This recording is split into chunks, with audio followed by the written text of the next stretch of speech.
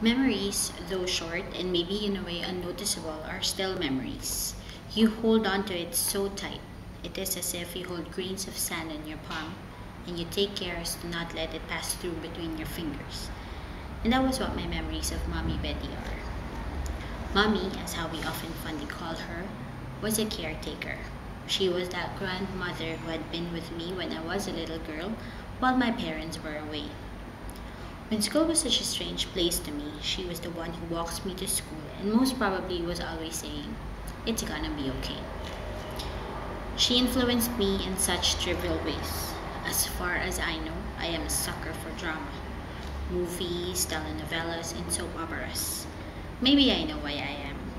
I remembered Mommy liked going to movies, and I usually went with her to the ever popular Spring Cinema, where we usually watched newly released films. I think we watched drama movies often, and all that soap operas, Agala and Valiente during weekdays after lunch, Tuconi Race and Camera on Saturdays, and Lovingly Yours Helen Sundays. You name it, she watched it. And all that TV bonding moments were all about us. She was that woman who, in her earlier days, lived on beautiful things. I can say, for I stood witness of how my grandfather loved her so much and how he never faltered to provide for her and for the family. One moment she was deeply saddened about was that unfaithful afternoon. I will never forget that. Daddy Benny usually takes care of me during his lunchtime.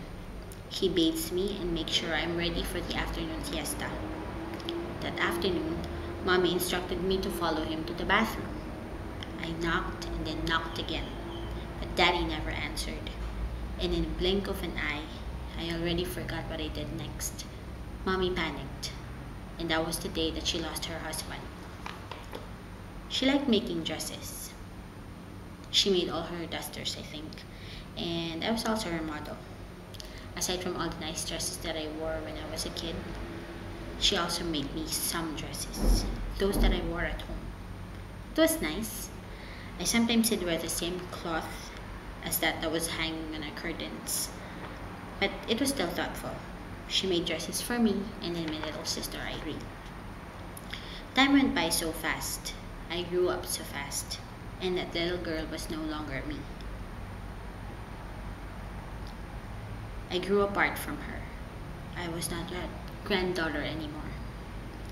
I lost track of how she had been, that along those holidays I had let pass by me without seeing her. I became so distant, and now I never got the chance to see her again before she left us.